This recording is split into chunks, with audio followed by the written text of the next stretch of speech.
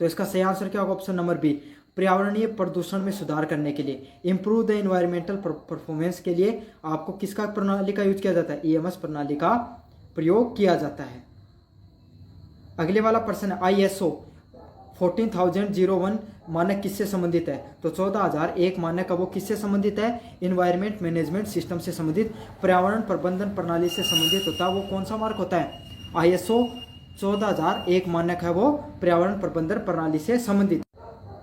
अगले वाला प्रश्न है ISO 14000 श्रृंखला का उद्देश्य क्या है? The purpose of the ISO 14000 series, तो क्या उद्देश्य होता है इसका? वैश्विक पर्यावरण मानकों को सुनिश्चित करना, सुव्यवस्थित करना, streamline the global environment standards. तो जो पूरी दुनिया है, वैश्विक दुनिया है, उसके अंदर जो कोई भी उद्योग धंधे होते हैं उनसे संबंधित जो भी मानक बनाए गए हैं उसको क्या करना? व्यवस्थित करने से संबंधित कौन सा मानक होता है? 14000 मानक होता है। तो इसका ये जो वीडियो बना रहा हूँ ये पार्ट 2 है, इसका पार्ट 1 है। उसका मैंने पहले जो कराया है उसका लिंक वो डिस्क्रिप्शन में दे रहा हूँ, वहाँ से जाकर वो प्लेलिस्ट देख लेना, आपको और ज़्यादा चीज़ों को पता चल जाएगा। मैंने बहुत डिस्क्रिप्शन से बताया चीज़ों को। 4 नंबर प्रश्न की बात करूं, पर्यावरण प्रबंधन की आर्थिक बीमा क्या सुनिश्चित करती है? The economic dimension of the environment management ensures. तो इकोनॉमिक डायमेंशन एनवायरनमेंट मैनेजमेंट की क्या इंश्योर करती है? ये इंश्योर करती है पर्यावरणीय लागत और लाभों का आंकलन करना। तो assessing the environmental cost and benefit, तो जो पर्यावरण है उस पर किस किस प्रकार की लागत लग रही है और उसका क्या क्या लाभ होते हैं, इन सब चीज़ों का आकलन किया जाता है इकोनॉमिक डायमेंशन पे। समझ में आ गया? तो मतलब आप इन्वायरमेंट पे, जैसे इन्वायरमेंट आपने पौधारोपण का कार्यक्रम लॉन्च किया, उस पर अपने पैसे खर्च किए, लेकिन उससे कितना फ़ायदा हो रहा है इन्वायरमेंट को या अपनी सोसाइटी को, उसी को क्या कहा जाता है? Economic dimension of environment management के नाम से उसको जाना जाता है। 5 नंबर प्रश्न है जीवन चक्र विश्लेषण LCA किसका मूल्यांकन करता है? तो the life cycle analysis LCA एवेलेट्स। तो लाइफ साइकिल क्या होती है? कोई भी उत्पाद हो गया उसको बनाने से लेकर उसके डिस्पोजल तक, मतलब उसको ख़त्म होने तक उसकी जो पूरी प्रक्रिया होती है उसमें पर्यावरण को क्या नुकसान हुए, क्या फ़ायदे हुए, उसको क्या कहा जाता है? लाइफ चक्र, जीवन चक्र विश्लेषण के नाम से जाना जाता है। तो इसका क्या होगा? उत्पाद के जीवन चक्र का पर्यावरणीय प्रभाव। तो कोई भी, जैसे कि कोई भी बिस्कुट है, तो बिस्कुट को आपने बनाया, पहले आप प्रोडक्ट को लेकर आए, या ये समझिए आप कोई भी एक कपड़े का उदाहरण दूंगा, कपड़े बनाने के लिए आपने सबसे पहले कॉटन को बोया, तो कॉटन कपास को बोया तो उसमें फर्टिलाइजर वगैरह का यूज हुआ, पानी वगैरह का यूज हुआ, इससे पर्यावरण का क्षरण हुआ। फिर उस कपास को आपने सफाई वगैरह के लिए, बीनने के लिए भेजा, तो उसमें मशीनों से इलेक्ट्रिसिटी लगती है, तो उसके अंदर पर्यावरण प्रदूषण हुआ। फिर उसको आपने बीन कर धागे बनाकर आपकर जो बुनने वाली कंपनी के पास भेजा, तो वहाँ पर जो ट्रांसपोर्टेशन में जो पर्यावरण प्रदूषण हुआ।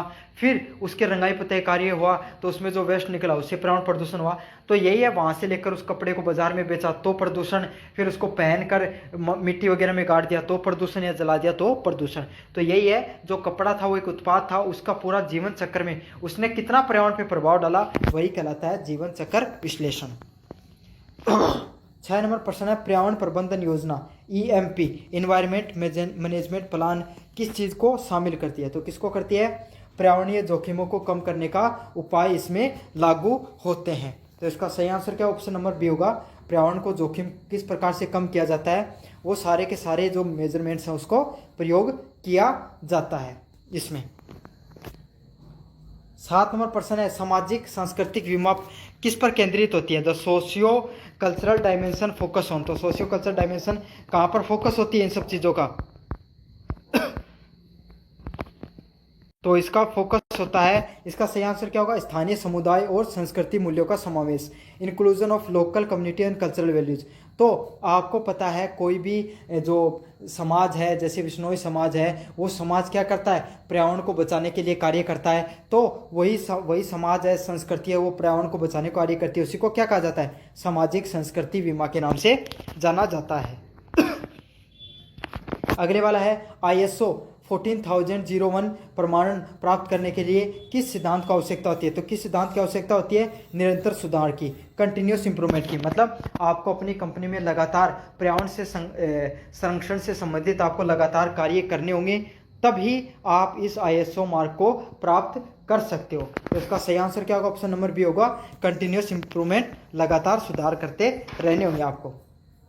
9 नंबर प्रश्न है, नैतिक व नैतिक विमा संबंधित होती है। The ethical and the moral dimension relates, तो किससे संबंधित होती है? पर्यावरणीय न्याय और भावी पीढ़ी की जिम्मेदारी से संबंधित होती है। तो the environmental justice and responsibility toward the future generations, तो आपको क्या होगा? नैतिक और नैतिक बीमा क्या होगी कि आप इस समय हो वो किस प्रकार से जो संसाधन है, जैसे पानी हो गया, पेट्रोलियम हो गया, डीजल हो गया, लोहा चांदी जो भी खनिज हो गए, उनको किस तरीके से प्रयोग करते हो कि आने वाली पीढ़ियाँ वो भी अच्छे से उनका उपयोग में कर सकें। आपने ऐसा नहीं कि पूरा वायु प्रदूषण कर दिया, समुद्रों को ख़त्म कर दिया, खनिज बचाए नहीं, तो इससे क्या आने वाली पीढ़ियों को उनका भुगतान करना होता है। तो यही कहा जाता है कि आप उनको अच्छे से प्रयोग करोगे तो यही आपकी नैतिक जिम्मेदारी भी बनती है। अगले वाला प्रश्न है, जीवन चक्र विश्लेषण LCA का क्या चरण होता है? तो जीवन चक्र विश्लेषण का क्या चक्र होता है? तो इसका सही आंसर होगा कच्चा माल उत्पादन, उपयोग और निपटान। तो मैंने बताया था कि कपास को अपने कच्चे माल को उगाया, फिर उसका उत्पादन किया, आपने कपड़े का निर्माण किया, फिर लोगों ने उसको उपयोग किया और फिर उसको निपटान कर दिया, उसको जला दिया, रिसाइकल के लिए भेज दिया। ये सब किस में आता है? जीवन चक्र विश्लेषण में आता है। Raw material, production, use and disposal, सारे के सारे फैक्टर वो किससे संबंधित हैं? लाइफ साइकिल एनालिसिस से संबंधित है। 11 नंबर प्रश्न है, राजनीतिक और कानूनी बीमा में क्या शामिल होता है? The political and the legal dimensions involves, तो जो राजनीतिक और कानूनी बीमा में क्या शामिल होता है? पर्यावरणीय, कानूनी और सरकार नीतियों का अनुपालन करना। तो सरकार है वो हर प्रकार की इंडस्ट्री हो गई, उसके से संबंधित क्या कानून लागू करती है? उससे संबंधित सरकार वो नियमों को लागू करके रखती है कि हर इंडस्ट्री है उसको किस किस प्रकार के नियमों का पालन करना चाहिए, जो मजदूर होंगे उनकी सेफ्टी का ध्यान में रखना चाहिए, पर्यावरण को प्रदूषण कम करने के लिए जो सोलर इलेक्ट्रिसिटी वगैरह उनका ज़्यादा उपयोग करना चाहिए। तो यही होता है कानूनी और राजनीतिक बीमा। पॉलिटिकल एंड लीगल डायमेंशन में क्या होता है? Compliance with the environmental law and the government policies. पर्यावरण प्रबंधन प्रणाली EMS का प्रमुख लाभ क्या होता है? एक की benefit of an EMS is, तो EMS का प्रमुख लाभ क्या होता है? संसाधन दक्षता और जोखिम को कम करना, resources efficiency and the risk reduction.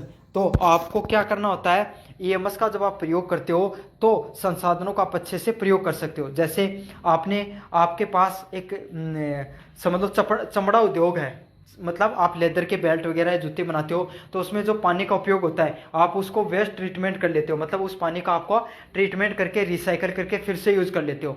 तो इससे क्या हुआ? संसाधन उसको फिर से प्रयोग हुआ, साथ के साथ उस जो वेस्ट मटेरियल है, जो पानी था वो नदी में बहाते, कोई नाले में बहाते, और वो उससे क्या होता? जो नदी का प्रदूषण बढ़ता या लोगों को नुकसान पहुंचता, तो इससे जोखिम भी कम होता है। तो EMS प्रणाली से संसाधनों की दक्षता बढ़ती है और जोखिम कम होता है, resources efficiency and risk reduction होता है। 13 नंबर प्रश्न, ISO 14001 पर्यावरण नीति होनी चाहिए। तो किससे संबंधित होती है नीति? An ISO 14000 the environment policy must be, तो किससे संबंधित होती है? Committed to by the top management.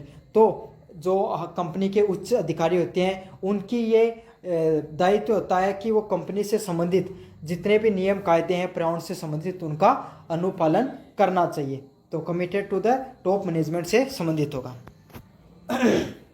अगले वाला, जीवन चक्र LCA का उपयोग किया जाता है। तो जीवन चक्र LCA का प्रयोग कहाँ पर किया जाता है? Life cycle analysis is use by, तो किसके द्वारा किया जाता है? उत्पादकों के पर्यावरणीय पदचिन्ह की तुलना करने के लिए। Compare the environment footprint of the product, मतलब कोई भी उत्पाद है, कोई प्रोडक्ट बनाया, उसने फुटप्रिंट का अर्थ क्या होता है? उसने कितना कार्बन उत्सर्जन किया इस पर्यावरण को नुकसान पहुंचाने के लिए, फायदा करने के लिए। तो उसी चीज को कहा जाता है compare the environmental footprint of the product. तो प्लास्टिक होगा उसके फुटप्रिंट ज़्यादा होंगे, वो कार्बन उत्सर्जन कम करता है। बायोडिग्रेडेबल ऐसी चीज़ें जो जल्दी से गल जाती हैं, जैसे जूट से बने हुए प्रोडक्ट, वो कम वायु प्रदूषण करेंगे। तो समझ में आ गया ना आपको? यही क्या कहलाता है? LCA कहलाता है। अगले वाला है तकनीकी बीमा संबंधित है। The technology dimensions are relates to, तो टेक्नोलॉजी डायमेंशन किससे संबंधित होगा? इसका सही आंसर क्या ऑप्शन नंबर बी होने वाला है, green technology for pollution control. तो तकनीकी बीमा क्या होगी, प्रदूषण नियंत्रण के लिए जो आप हरित प्रौद्योगिकी का प्रयोग करते हो, ग्रीन टेक्नोलॉजीज का प्रयोग करते हो, उसी को क्या कहा जाता है, तकनीकी बीमा के नाम से जाना जाता है। 16 नंबर प्रश्न की बात करूं, पर्यावरण प्रबंधन योजना ईएमपी का विकास किस चरण में होता है, an environment management plan EMP is produce during, तो किस में होता है, प्रोजेक्ट प्लानिंग के दौरान होता है। तो आपको पता है जो पर्यावरण प्रबंधन योजना है वो हम कोई भी प्रोजेक्ट जब बनाएंगे उसी के समय इस चीज़ का ध्यान रखेंगे कि भाई अगर अपन मान लो कोई प्लांट लगाने जा रहे हैं कपड़ा बनाने का, तो उसमें पहले करेंगे कि आपको वाटर ट्रीटमेंट प्लांट लगाना है। तो प्रोजेक्ट बनाते समय इन सब चीज़ों को ईएमएस प्रणाली को आपको अच्छे से यूज में लेते हैं, लागू की जाती है। तो इसका क्या होगा, परियोजना नियोजन में, प्रोजेक्ट प्लानिंग में ईएमपी का यूज किया जाता है। 17 नंबर प्रश्न है, ISO 14000 श्रृंखला किस संगठन द्वारा जारी की जाती है, the ISO 14000 series is issued by, तो किसके द्वारा की जाती है, International Organization of Standardization. Most important प्रश्न है, अंतर्राष्ट्रीय मानकीकरण संगठन के द्वारा इसको जारी की जाती है। 18 नंबर प्रश्न है, पर्यावरणीय प्रभावों को परिभाषित किया जाता है, environmental impact is defined as, तो पर्यावरणीय प्रभावों को किस प्रकार से परिभाषित किया जाता है, पर्यावरण पर किसी भी गतिविधि का कोई भी परिवर्तन ना हो, any change to be the environment from an activity, तो पर्यावरण गतिविधि पे किसी भी प्रकार का कोई पर्यावरण परिवर्तन नहीं हो, उसी को क्या कहा जाता है, पर्यावरण प्रभाव के नाम से जाना जाता है। समझ में आ गया। 19 नंबर प्रश्न है, ISO 14001 के तहत पर्यावरणीय अंकेक्षण का उद्देश्य क्या है, the purpose of environmental audit under ISO 14001 is to, तो क्या होता है इसका, ईएमएस को अनुपालन करना, प्रभावशीलता से स्थापित करना, verify EMS compliance and effectiveness. तो आपको मैंने बताया था सरकार के द्वारा, हर सरकार के द्वारा जो अलग अलग ट्रिब्यूनल होते हैं, एयर ट्रिब्यूनल, वाटर ट्रिब्यूनल हो गया, पोल्यूशन कंट्रोल बोर्ड हो गया, ये सब क्या होते हैं, मानक जारी करते हैं। जैसे अगर आपकी सीमेंट की फैक्ट्री है तो सीमेंट की फैक्ट्री में किस किस प्रकार के पर्यावरण से प्रबंधन से संबंधित नियम हो गए, कानून हो गए, उनको अनुपालन करना चाहिए फैक्ट्री के द्वारा, वो सब सरकार के द्वारा बताए जाते हैं। अब क्या होता है, जब प्रोजेक्ट बनाया गया तो उन सब का लागू किया गया, तो हर साल उनकी ऑडिट की जाती है और अधिकारियों के द्वारा कि उन सब नियमों का पालन हो रहा है या नहीं हो रहा है, वही क्या कहलाती है, इन्वायरमेंटल एडिट अंडर ISO 14001। समझ में आ गया। तो ईएमएस का अनुपालन हो रहा है या नहीं हो रहा है, उसको अच्छे से लागू किया जा रहा है, नहीं किया जा रहा है, वही इसके तहत आती है। 20 नंबर प्रश्न है, पर्यावरण प्रबंधन का केंद्रीय लक्ष्य क्या है, the central goal of environmental management is, तो इन्वायरमेंट मैनेजमेंट का लक्ष्य क्या होता है, अचीव द सस्टेनेबल डेवलपमेंट, मतलब टिकाऊ विकास प्राप्त करना। टिकाऊ विकास क्या होता है, ऐसा विकास करना जिससे क्या आने वाली पीढ़ियां हैं उसको भी लाभ मिल सके। समझ में आ गया। ऐसा नहीं कि आपने पर्यावरण को इतना खत्म कर दिया कि आने वाली पीढ़ियों के पास कुछ बचा ही नहीं। समझ में आ गया आपको या नहीं आया, कमेंट बॉक्स में जोर से बताना। यूनिट नंबर फर्स्ट आपकी कंप्लीट हो चुकी है, यूनिट नंबर सेकंड शुरू करेंगे अपन। इसका क्या है, यूनिट नंबर सेकंड में प्रश्न है the primary objective of EIA। तो EIA का जो प्राइमरी ऑब्जेक्ट क्या होते हैं, तो इसके होते हैं पर्यावरणीय प्रभावों को पहचानना और कम करना, identify and mitigate the environment impacts. तो पर्यावरणीय जो प्रभाव हैं उनको पहचानना और कम करना क्या कहलाता है, EIA के द्वारा हो। तो जो EIA की फुल फॉर्म क्या होती है, इन्वायरमेंटल इम्पैक्ट असेसमेंट के नाम से इसको जाना जाता है। मतलब इसमें क्या होता है, इन्वायरमेंट इम्पैक्ट असेसमेंट में क्या देखा जाता है कि कोई भी प्रोजेक्ट आप लॉन्च करने जा रहे हो, जैसे सीमेंट की फैक्ट्री लगाने जा रहे हो, तो इसके आसपास क्या किस प्रकार का इन्वायरमेंट पर्यावरण पे प्रदूषण पड़ेगा। तो जैसे सीमेंट की फैक्ट्री होगी, उसके आसपास आपको पता है जो ज़मीन वगैरह है उस पर धूल मिट्टी उड़ के जाएगी, तो वो ख़राब हो जाएगी, वहाँ से लोगों को आपको उठाना पड़ेगा। तो ये सब चीज़ें हैं वो इन्वायरमेंट को इम्पैक्ट करती हैं। तो इसका सही क्या होगा, पर्यावरण प्रभावों को पहचान करना और कम करना उन्हें। EIA की प्रक्रिया में क्या शामिल है, द EIA प्रोसेस इंक्लूड्स। तो क्या होता है, स्क्रीनिंग, स्कोपिंग, प्रभाव विश्लेषण, मिटिगेशन। मतलब स्क्रीनिंग का अर्थ क्या होता है, जब भी आप प्रोजेक्ट लॉन्च करोगे तो सबसे पहले देखोगे कि यहाँ पर ऐसी ज़मीन है, ऐसी जगह है, यहाँ पर क्या क्या प्रकार के इन्वायरमेंट पे पोल्यूशन हो सकता है। फिर स्कोपिंग मतलब किस प्रकार का स्कोप है वो पर्यावरण को कम करने से संबंधित है। दूसरा इम्पैक्ट, तो इम्पैक्ट क्या होगा कि भाई कितना प्रकार का प्रभाव है वो इन्वायरमेंट पे पड़ने वाला है, इन सब चीज़ों को देखा जाएगा। फिर क्या होगे, आपको उसका एनालिसिस करोगे, उसका विश्लेषण करोगे, और अगला क्या मिटिगेशन मतलब उसको कम करने का प्रयास करोगे। तो यही आता है EI प्रोसेस के अंतर्गत है, ये सारी की सारी चीज़ें देखने को मिलती है। मोस्ट इंपॉर्टेंट पर्सन है, रट लेना ये वाला।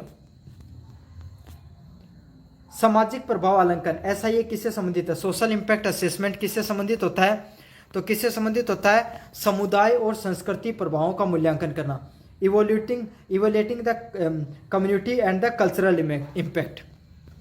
तो समुदाय, कोई भी समुदाय है और कोई भी संस्कृति है उस पर क्या प्रभाव पड़ेगा। आपको जैसे आपने कोई बांध बनाया, तो बांध बनाते हो तो आपको पता पूरे के पूरे गांव खाली करा दिए जाते हैं, तो वहाँ पर कि उसकी प्रकृति पर या पेड़ वगैरह को भी काटना पड़ता है, तो वो भी नुकसान होता है। तो कोई भी समुदाय व संस्कृति पर क्या प्रभाव पड़ता है आपके डेवलपमेंट का, उसे क्या कहा जाता है, सोशल इम्पैक्ट असेसमेंट के नाम से जाना जाता है। तो जहाँ पे आपको ऐसा ये दिखे और समुदाय का नाम जहाँ पर दिखे उस ऑप्शन को टिक कर देना। 4 नंबर प्रश्न है SR, कोऑपरेटिव सामाजिक उत्तरदायित्व में क्या शामिल होता है। कोऑपरेटिव सोशल रिस्पॉन्सिबिलिटीज इंक्लूड, तो क्या होगा, पर्यावरण, शिक्षा और स्वास्थ्य में योगदान करना। तो आपको पता है बड़ी बड़ी जो इंटरनेशनल कंपनियां जो होती हैं ये किन किन चीज़ों का ध्यान रखती हैं, ये पर्यावरण का ध्यान रखती हैं, उनके कर्मचारी हो गए उनकी शिक्षा का ध्यान रखती हैं और उनके स्वास्थ्य का ध्यान रखती हैं, ताकि अगर ये तीनों चीज़ें सही होंगी तो उनके कर्मचारी स्वस्थ होंगे, कर्मचारी खुशहाल होंगे, अगर खुशहाल होंगे तो अच्छे से कार्य करेंगे। तो SRC में CSR में ये तीनों की तीनों चीज़ें आने वाली हैं। 5 नंबर प्रश्न है benefit of environmental audit is, तो इन्वायरमेंट ऑडिट का क्या बेनिफिट होता है। सही आंसर ऑप्शन नंबर बी होगा, अनुपालन करना, सुनिश्चित करना और जोखिम को कम करना। Ensuring compliance and the reducing risk, तो ये क्या करती है, जो इन्वायरमेंट का जो पर्यावरणीय ऑडिट होता है इससे क्या होता है, ये जोखिम होता है उसको कम करने का प्रयास करती है, साथ के साथ अनुपालना को मानती है। तो मैंने बताया था ना कि ऑडिट की जाती है हर साल कि कानून को, जो नियम कायदे उनको माना जा रहा है या नहीं माना जा रहा है, साथ के साथ जोखिम को भी कम करने का प्रयास करती है। ये प्रश्न पहले करवा दिया था मैंने। भारत में EIA की अनिवार्यता किस वर्ष से शुरू हुई, तो किस वर्ष से शुरू हुई, 1994 में EIA का जो एक्ट है वो लागू किया गया, EIA का जो नियम कायदे है वो लागू होना शुरू हुई। मोस्ट इंपॉर्टेंट ईयर है, इसको अच्छे से याद कर लेना, 1994 से EIA लागू होनी शुरू हुई। 7 नंबर प्रश्न है EIA में स्कोपिंग का क्या उद्देश्य होता है। The purpose of scoping in EIA, तो EIA में क्या होता है, महत्वपूर्ण मुद्दों और अध्ययन सीमा को परिभाषित करना। मतलब EIA में क्या स्कोपिंग का क्या अर्थ होता है कि महत्वपूर्ण जो मुद्दे हैं, कि भाई जैसा कि है कि जो आपको पता, आपने, मैंने सीमेंट की फैक्ट्री वाला एग्जांपल से समझाने वाला हूँ, आपने दिया, या फिर ऐसे में बांध वाला एग्जांपल ले लो, तो वहाँ के लोग वहाँ पर क्या करेंगे, विरोध करेंगे। या पहाड़ों में आप जैसे कि कश्मीर में या फिर लद्दाख में अगर आप बांध बना रहे हो तो उससे क्या होता है, वहाँ की जो भूमि है वो क्या होती है, लैंडस्लाइड बहुत होता है, भूसंकलन बहुत होता है, तो पानी के दबाव से भूसंकलन हो सकता है। आपने देखा था थोड़े से दिन पहले कि लोगों के घरों में दरार आने लग गई थी। तो यही सब चीज़ें क्या होती हैं, स्कोपिंग के अंतर्गत आती हैं, महत्वपूर्ण मुद्दों की अध्ययन करना और सीमा को परिभाषित करना। 8 नंबर प्रश्न है CSR गतिविधि के लिए भारत में कंपनियों को कितना खर्च करना आवश्यक होता है। तो CSR गतिविधियों के लिए जो आपको सोशल कंट्रीब्यूशन कितना करना होता है, कितना परसेंटेज करना होता है, 2% पैसा आपको सोशल चीज़ों पे, सोशल वर्क्स पे लगाना होगा। और ये कौन से एक्ट के तहत लागू हुआ, 2013 एक्ट के तहत लागू हुई है ये चीज़। पर्यावरणीय ऑडिट के प्रकार है, type of environment audits are include, तो किस प्रकार के होंगे, उसमें अनुपालन करना, प्रदर्शन व प्रबंधन ऑडिट करना, compliance, performance and management audit. तो मोस्ट इंपॉर्टेंट पर्सन अच्छे से याद कर लेना, टेक्निकल पर्सन है। 10 नंबर पर्सन है SIA का प्रमुख फोकस क्या होता है। The key focus of SIA is, तो SIA का की फोकस क्या होता है, स्थानीय समुदाय के पर प्रभाव। तो जो सोशल इम्पैक्ट असेसमेंट होता है इसमें इन सब चीज़ों का ध्यान रखा जाता है कि मैंने बताया था ना कि बांध बनाएगा तो वहाँ पर जो स्थानीय लोग हैं उन पर क्या प्रभाव पड़ेगा। तो आपने जैसे लद्दाख में बनाया तो वहाँ पर क्या हो गई, वहाँ के लोगों के जो घर वगैरह उनमें दरार आने लग गई, और जो वायु, जो वहाँ पे जानवर वगैरह हैं या परिस्थितियाँ, उसमें भी प्रभाव पड़ा। तो इन सब चीज़ों का ध्यान में रखा जाता है, किसके तहत आता है, SIA के तहत आता है, जहाँ पर क्या देखा जाता है, जो स्थानीय जो समुदाय है उस पर किस प्रकार का प्रभाव पड़ रहा है, ये सब चीज़ें देखी जाती हैं। 11 नंबर प्रश्न है EIA रिपोर्ट को क्या कहा जाता है? The EIA reports is called, तो EIA रिपोर्ट को क्या कहा जाता है?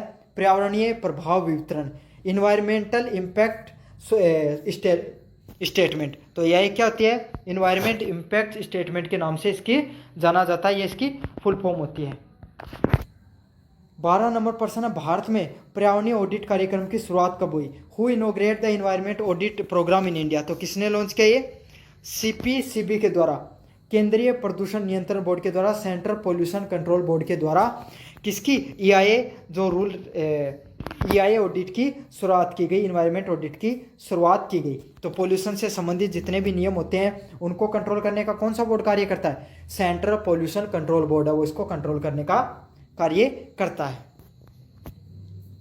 13 नंबर प्रश्न है, CSR गतिविधियों का क्या उदाहरण है? Example of CSR activities include. तो CSR गतिविधियों का क्या उदाहरण है? ऑप्शन नंबर बी, शिक्षा, स्वच्छता व वनीकरण, education, sanitation and the afforestation है, वो CSR गतिविधियों में शामिल होता है। तो मैंने बताया था, शिक्षा हो गई, स्वास्थ्य हो गया, वनीकरण हो गया। कोई भी कंपनी है वो बच्चों को शिक्षा देगी, स्वच्छता का ध्यान रखेगी और वन पे एफॉरेस्टेशन जो ज़्यादा से ज़्यादा पेड़ लगाने का कार्यक्रम लॉन्च करेगी। तो आपको पता है काफ़ी ज़्यादा जो ये कंपनियाँ होती हैं, अलग अलग कंपनियों के द्वारा वनों को बचाने का कार्यक्रम जरूर से लॉन्च किया जाता है। 14 नंबर प्रश्न है, the importance of EIA। EIA का क्या महत्व होता है? टिकाऊ विकास को सुनिश्चित करना, इंश्योर द सस्टेनेबल डेवलपमेंट। मतलब ऐसे डेवलपमेंट्स को, ऐसे जो विकासों को महत्व देना जिससे कि आने वाली भविष्य वाली पीढ़ियों को भी फायदा मिल सके इस तकनीक का या इन्वायरमेंट का। 15 नंबर क्या? पर्यावरणीय ऑडिट का चरण नहीं होता है। तो क्या क्या चरण नहीं होता है? योजना बनाई जाती है, बिल्कुल कोई भी चीज़ करने से योजना होनी चाहिए। तो पर्यावरण ऑडिट की भी योजना होती है। डाटा का संग्रहण करना, तो आप ऑडिट करोगे तो भाई डाटा का तो संग्रह करोगे ही आप उसमें। रिपोर्टिंग करना भाई रिपोर्ट भी पेश करोगे। लेकिन प्रोडक्ट मार्केटिंग से जैसा कहाँ पे भी शब्द दिख जाए वो भी उसका इन्वायरमेंट से कोई भी महत्व नहीं है। इन्वायरमेंट में अगर आपको इन्वायरमेंट शब्द दिख जाए, मार्केटिंग शब्द दिख जाए आपको, तो उसको ऑप्शन को गलत कर देना आपको इन्वायरमेंट के में, ये याद रख लेना। EIA में सार्वजनिक सुनवाई का क्या उद्देश्य होता है? The purpose of public hearing in EIAs। तो क्या होता है? स्थानीय समुदाय की चिंताओं को सुनना, address local community concern.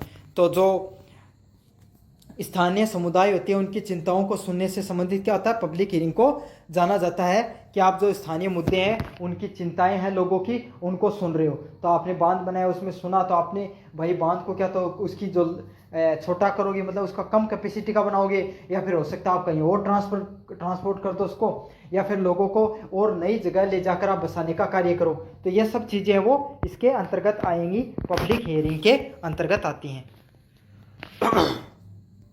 17 number प्रश्न है, CSR के तहत कंपनियों को अपनी रिपोर्ट कहाँ दाखिल करनी होती है?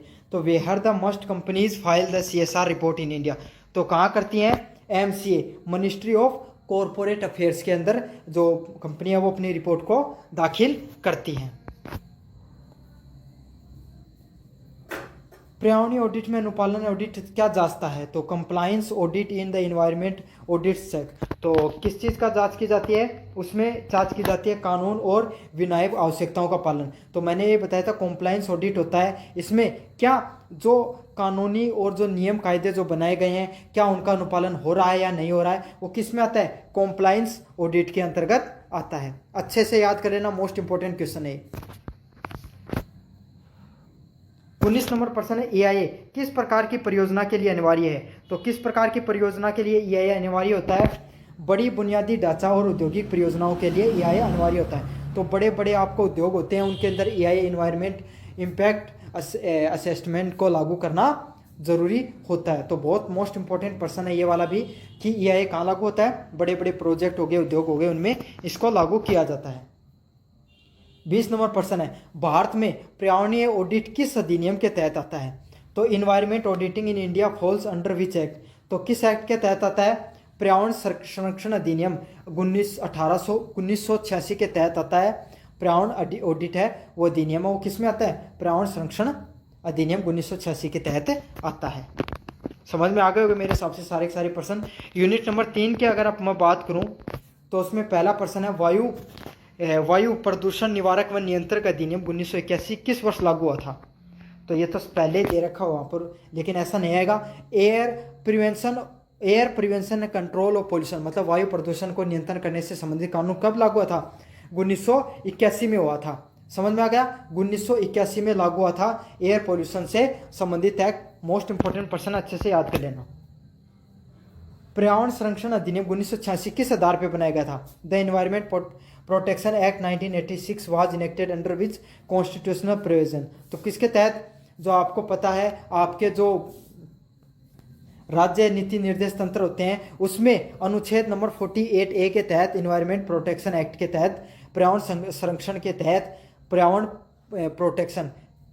संरक्षण अधिनियम 1986 को लागू किया गया था। तो किस किस में बदलाव किया गया था? आर्टिकल 48A में और 51AG में। ठीक है, समझ में आ गया ना आपको? 48A में और 51AG में। तो ये दोनों के दोनों राज्य नीति निर्देश तंत्र होते हैं, 48A वाला और 51AG वाला ग्रीनरी से संबंधित। ये क्या होता है? हमारे मौलिक कर्तव्यों से संबंधित होता है। खतरनाक अपशिष्ट प्रबंधन नियम 1989 के तहत किसे नियंत्रित किया गया है? तो hazardous waste management handling rule 1989 regulates. तो किस चीज़ को रेगुलेट करता है? Chemical and the biomedical waste. तो आपको पता होता है, आप भी बैंक कोई भी हॉस्पिटल में जाते हो तो वहाँ पे बायोकेमिकल वेस्ट होता है, उसका रेड कलर का एक अलग सा बॉक्स बना होता है जहाँ पे सिरिंज वगैरह डाली जाती हैं, या फिर जो भी जो खतरनाक केमिकल वगैरह वहाँ से उस रेड वाले जो कचरे का पात्र होता है उसमें डाली जाती हैं। तो यही होता है हजार्डियस वेस्ट मैनेजमेंट एक्ट है। ये कब लागू हुआ? ये भी प्रश्न होता है, कब लागू हुआ था? 1989 में लागू हुआ था। और पर्यावरण संरक्षण नियम कब लागू हुआ था? 1986 में लागू हुआ था। ठीक है। एयर पोल्यूशन कंट्रोल एक्ट कब लागू हुआ था? 1981 में लागू हुआ था। सारी डेट 3 से 4 बार बोलूंगा तो अच्छे से याद हो जाएंगे आपको। जल प्रदूषण निवारक अधिनियम की प्राथमिक उद्देश्य क्या होता है? अब आपको यह भी याद रख लेना है कि air pollution water pollution act है वो कब लागू हुआ था? 1974 में लागू हुआ था। फिर से रिवाइज करवा दूंगा, बाकी में जैसे जैसे आएंगे तब तक। इसमें क्या होगा? The main objective water protection act 1974 का मेन एक्ट क्या हुआ था? जल स्रोतों को बचाना, प्रिवेंट द वाटर पोल्यूशन। तो आपको क्या करना है? जो जल स्रोत होते हैं उनको कौन से प्रदूषण? जल प्रदूषण से बचाने का कार्य होता है इसका। 5 नंबर प्रश्न है, जैव विविधता अधिनियम 2000 किस अंतर्राष्ट्रीय समझौते के तहत बनाया गया था? तो जैव विविधता अधिनियम 2000 है वो किस अंतर्राष्ट्रीय समझौते के तहत बनाया गया था? ये बनाया गया था CBD एक्ट 1992 के एक्ट के तहत इसको बनाया गया था। तो रियो अर्थ सबमिट होती है, Rio Earth convention on biological diversity act है 1992 के तहत इसको बनाया गया था। जैव विविधता बायोडाइवर्सिटी एक्ट 2002 अच्छे से याद कर लेना, रियो अर्थ समिट के तहत बनाया गया था। 6 नंबर प्रश्न है, वायु अधिनियम 1981 के तहत कौन सी एजेंसी प्रदूषण नियंत्रण के लिए जिम्मेदार होती है? तो कौन सी एजेंसी वो वायु प्रदूषण के लिए जिम्मेदार होती है कंट्रोल करने के लिए? CPCB। अच्छे से याद कर लेना, CPCB केंद्रीय प्रदूषण नियंत्रण बोर्ड। तो एक बार फिर याद करा देता हूं आपको, पर्यावरण संरक्षण अधिनियम कब लागू हुआ था? 1986 के अंतर्गत लागू हुआ था। वायु प्रदूषण एक्ट कब लागू हुआ था? 1981 में लागू हुआ था। समझ में आ गया? पानी प्रदूषण का जो एक्ट है वो कब लागू हुआ था? 1974 में लागू हुआ था। जो वेस्ट मैनेजमेंट हैजार्ड खतरनाक जो अपशिष्ट प्रबंधन का एक्ट है वो कब लागू हुआ था? 1989 में लागू हुआ था। जो जैव विविधता कानून कब लागू हुआ था? 2002 में लागू हुआ था। 2 बार रिवाइज करा दिया, 2-3 बार और करवा दूंगा ताकि और अच्छे से आपको याद हो जाएगा। ये अगले वाला प्रश्न है, प्रदूषण पर्यावरणीय संरक्षण अधिनियम 1986 की धारा 3 के तहत किसे अधिकार दिए गए? तो किसे दिए गए? केंद्र सरकार को। तो केंद्र सरकार को अधिकार दिया गया सेक्शन नंबर 3 के तहत। सबसे इंपॉर्टेंट बात है, कौन से धारा के तहत दिया गया है? सेक्शन नंबर 3 के तहत दिया गया है। और किसको अधिकार है? केंद्र सरकार को अधिकार है कि पर्यावरण प्रदूषण से संबंधित पर्यावरण प्रबंधन से संबंधित जो कानून है, नियम कायदे कौन बनाएगी? केंद्र सरकार बनाएगी। और कौन से अधिनियम, कौन से जो आर्टिकल के तहत बनाए गए थे नियम? 48A के तहत बनाया गया था और 51AG के तहत बनाया गया था। अच्छे से याद कर लेना इनको। खतरनाक अपशिष्ट नियम 1989 के तहत अधिसूचित अपशिष्ट में क्या शामिल होता है? तो क्या होगा? सीसा, पारा व कीटनाशक। तो लेड, मरकरी और पेस्टिसाइड जहाँ पे भी आएंगे उसे हजार्डियस वेस्ट के अंतर्गत माना जाता है। मतलब ऐसे खतरनाक अपशिष्ट जो अगर सामान्यतः अगर किसी भी मनुष्य के शरीर में चले जाएं तो उसकी मृत्यु हो सकती है, वो गंभीर बीमारियों का शिकार हो सकता है। तो उसमें क्या क्या आता है? सीसा, पारा और कीटनाशक वो इसके अंतर्गत आते हैं। तो इसका सही आंसर क्या होगा? ऑप्शन नंबर बी होगा, सीसा, पारा और कीटनाशक। 9 नंबर प्रश्न है, जल अधिनियम 1974 के तहत प्रदूषण की परिभाषा में क्या शामिल नहीं है? तो what is not a pollutant under the act of water act 1974। तो क्या नहीं होते हैं इसके अंतर्गत? इसमें ठोस अपशिष्ट, तो सॉलिड वेस्ट है। जैसे सॉलिड वेस्ट में बताऊं आपको क्या होता है, जो आप मोटरसाइकिल चलाते हो, गाड़ी चलाते हो, तो उसमें जो धुआं उड़ता है ना, तो उसमें काला काला जो पदार्थ होता है वो सॉलिड वेस्ट में आता है। दूसरे वाला क्या है? रासायनिक अपशिष्ट, केमिकल वेस्ट। तो केमिकल वेस्ट है वो जल प्रदूषण के तहत आएगा। सॉरी, मैंने वायु प्रदूषण का उदाहरण दे दिया था इसके अंतर्गत। जल प्रदूषण में सॉलिड वेस्ट क्या होगा? आप कोई भी नदी में चले गए, वहाँ पे फूल बहा दिए, देवी देवताओं की मूर्तियाँ बहा दी, तो ये सब सॉलिड वेस्ट के अंतर्गत आते हैं। प्लास्टिक की चीज़ें बहा दी, ये सब चीज़ें क्या आएंगी? सॉलिड वेस्ट में आएंगी। अगले वाला क्या? रासायनिक अपशिष्ट। तो केमिकल वेस्ट क्या होगा? मैंने बता दिया, कंपनियाँ वो अपना कचरा है, वो जो गंदा पानी होता है वो कहाँ पर बहा देती है? नदियों में बहा देती हैं, वो केमिकल वेस्ट में आता है। अगला क्या होता है? जो तापीय प्रदूषण, तो गर्म पानी है वो भी अगर आप नदी में बहा देते तो उसका भी नदी के जीव जंतुओं को या उसका ऑक्सीजन लेवल डाउन हो जाता है। तो इसमें नॉइज पोल्यूशन के अलावा सारे के सारे ऑप्शन है वो वायु प्रदूषण से संबंधित हैं। जैव विविधता अधिनियम 2002 का क्या उद्देश्य होता है? The biological diversity act 2002 AIIMS 2। तो किसको एम करता है? पारंपरिक ज्ञान और जैव संसाधनों के संरक्षण से संबंधित। तो प्रोटेक्ट ट्रेडिशनल नॉलेज, मतलब जैव विविधता क्या होता है? जो पुराने समय के जो नियम कायदे थे, जो देवी देवताओं को मानते थे, या जैसे अपने यहाँ पे जो पीपल हो गया, तुलसी हो गया, उसका पूजन से संबंधित नियम होते हैं, तो उनको मानना हो गया, और जैव विविधता को संरक्षण करने से संबंधित हो गया। 11 नंबर प्रश्न है, ईपीए 1986 के तहत पर्यावरणीय अपराधों के लिए कितने साल की सजा होती है? तो कितने साल की सजा होती है? 5 साल का कारावास प्लस जुर्माना है। वो किससे संबंधित होता है? ईपीए से संबंधित होता है। जो 1986 में जो ईपीए का कानून माना गया, अगर उसको नहीं मानता कोई व्यक्ति तो उसको 5 साल की सजा प्लस उसको जुर्माना देना होता है। अच्छा प्रश्न है, याद कर लेना ये। जैव विविधता अधिनियम के तहत एनबीए राष्ट्रीय जैव विविधता प्राधिकरण का मुख्यालय कहाँ पर है? तो कहाँ पर? इसका चेन्नई में इसका मुख्यालय। ये भी मोस्ट इंपोर्टेंट प्रश्न, अच्छे से याद कर लेना। 13 नंबर प्रश्न, वायु अधिनियम 1981 के तहत प्रदूषण नियंत्रण क्षेत्र घोषित कर सकती है। Air pollution control area can be declared by. तो किसके द्वारा कर सकती है? स्टेट गवर्नमेंट, राज्य सरकार है वो क्या कर सकती है? वायु नियंत्रण क्षेत्र घोषित कर सकती है, प्रदूषण नियंत्रण क्षेत्र घोषित कर सकती है। मतलब ऐसे जंगल के आसपास अगर आपने कोई फैक्ट्री खोल दी, या फिर रईसी इलाके जहाँ पर जनसंख्या रहती है वहाँ पर अगर आपने कोई ऐसी फैक्ट्री वगैरह खोल दी, तो सरकार क्या कर सकती है? उसको एयर पोल्यूशन कंट्रोल एरिया के नाम से कर सकती है, कि इस क्षेत्र में अगर आप ज़्यादा पोल्यूशन है वो एयर पोल्यूशन नहीं कर सकते। और ये किसका अधिकार होता है? स्टेट गवर्नमेंट का अधिकार होता है, सेक्शन 19 के तहत, धारा 19 के तहत। तो जो धारा 3 है वो एक पहले धारा 3 भी आई थी, वो धारा 3 किससे संबंधित थी? केंद्र सरकार को अधिकार देती है ईआईए को लागू करने का। 14 जल संरक्षण अधिनियम 1974 के तहत केंद्रीय बोर्ड की स्थापित करने का अधिकार किसके पास होता है? तो सेंट्रल गवर्नमेंट के पास होता है, सेक्शन नंबर 3 के तहत। तो ये तो मैंने बता दिया था, अभी यही बताया था। खतरनाक अपशिष्ट अधिनियम 1989 के तहत अनाधिकृत डंपिंग की क्या सजा है? तो penalty for the illegal dumping under the hazardous waste act 1989। तो क्या होती है? तो कौन सा होता है? 5 साल का सजा प्लस जुर्माना। तो ये भी हो गया प्रश्न। Biodiversity management communities BMCR format 4। तो जो बायोडाइवर्सिटी मैनेजमेंट की जो कम्युनिटी होती है BMC, उसका किस आधार पे फॉर्मेट होता है, किस आधार पे बनाया जाता है? तो स्थानीय स्तर पे उसको बनाया जाता है, सेक्शन नंबर 14 के तहत। समझ में आ गया? बायोडाइवर्सिटी मैनेजमेंट कम्युनिटीज अच्छे से याद कर लेना।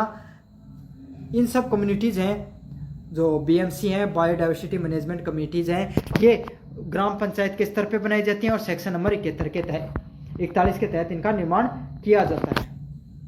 17 नंबर प्रश्न है EPA 1986 के तहत पर्यावरणीय प्रभाव आकलन करना की अनिवार्यता किस वर्ष शुरू की गई थी? तो EIA become mandatory under EPA 1986 which year? तो EIA को जो कब लागू किया गया था, पर्यावरणीय प्रभाव आंकलन को कब लागू किया गया था? 1994 में लागू किया गया था। तो कब लागू किया गया था? 1994 में इसको लागू किया गया था। मोस्ट इंपोर्टेंट पर्सन है, इसको समझ लेना। अगले वाला प्रश्न है वायु अधिनियम 1981 के तहत प्रदूषण फैलाने वाले उद्योगों को क्या करना चाहिए? The industries under the air act 1981 must obtain. तो क्या करना चाहिए इन्हें? Consent to operate. तो मतलब क्या करना चाहिए? CPCB का प्रयोग में लेना चाहिए। जैव विविधता अधिनियम के तहत ABS पहुंच और लाभ साझाकरण, access and the benefit sharing ABS under the biodiversity act relates to.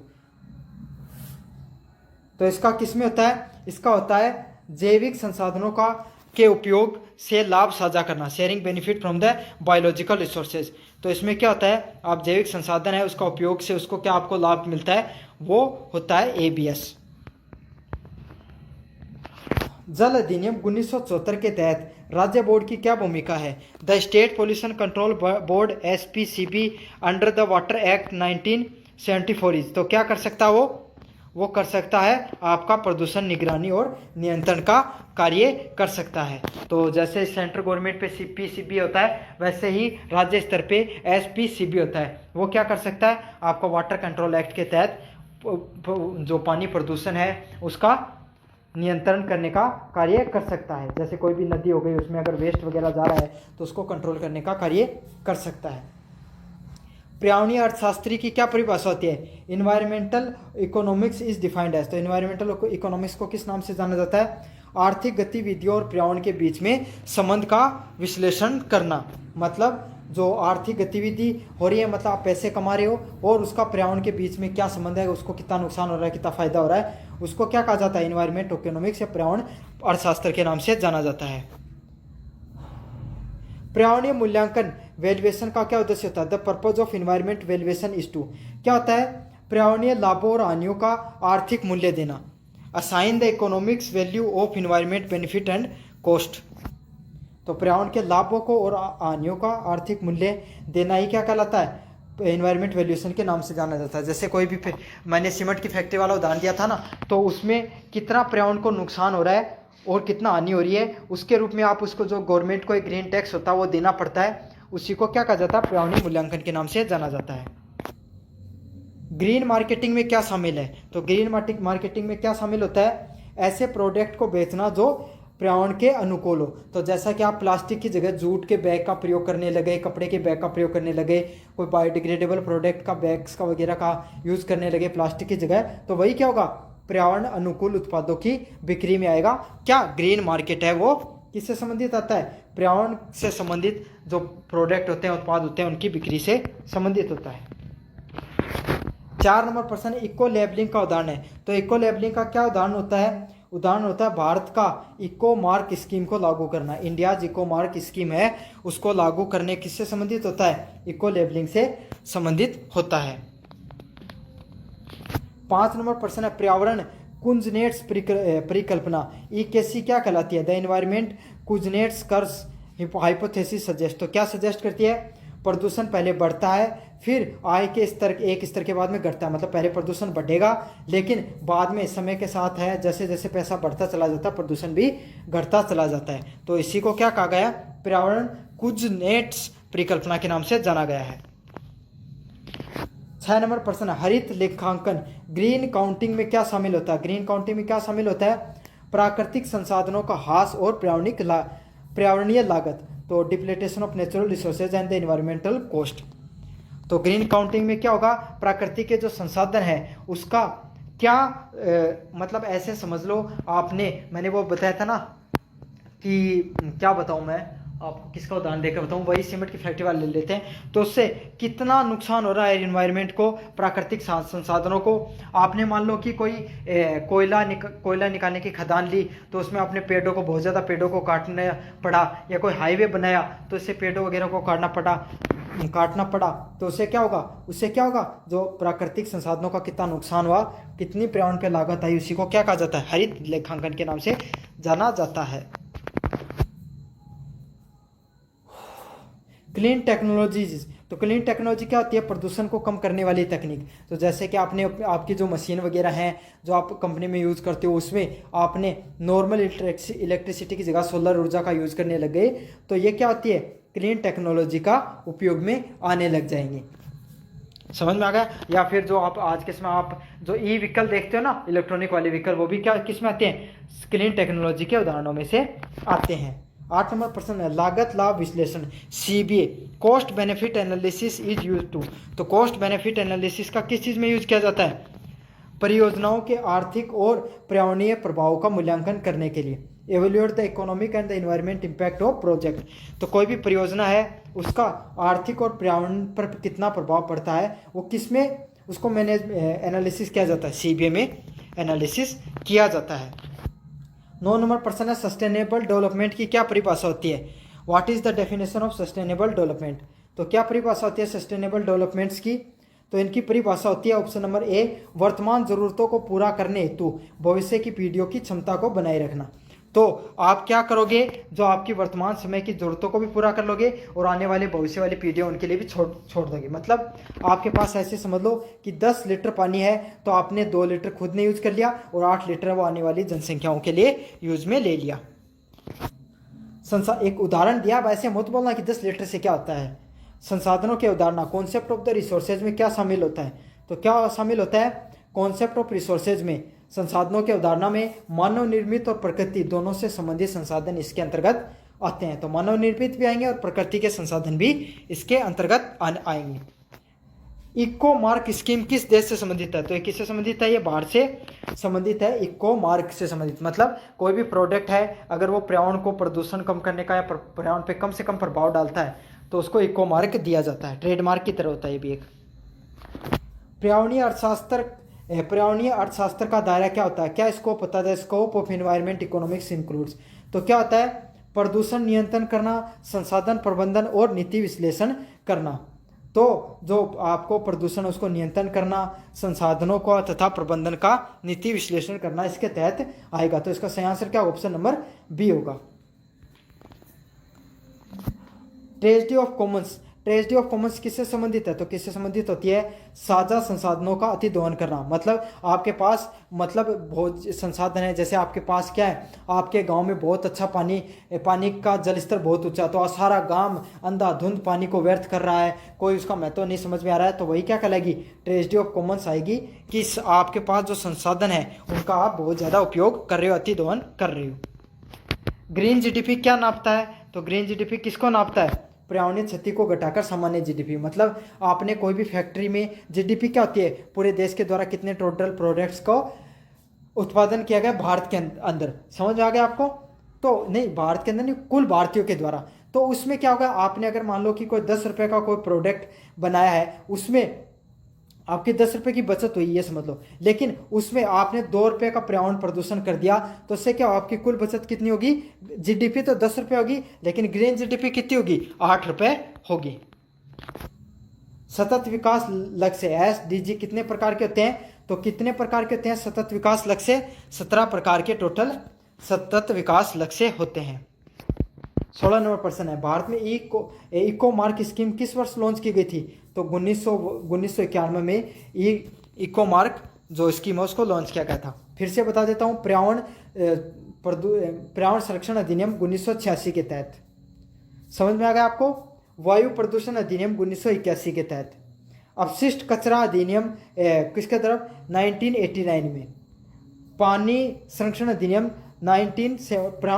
पानी प्रदूषण संरक्षण पानी प्रदूषण का जो अधिनियम है 1974 में, जैव विविधता संरक्षण अधिनियम 2002 के अंतर्गत। समझ में आ गया आपको सारे अधिनियम। पर्यावरणीय मूल्य, इन्वायरमेंटल वैल्यूज का क्या प्रकार होता है? इन्वायरमेंटल वैल्यूज में क्या आते हैं? उपयोग करना, use, value, existence and value options.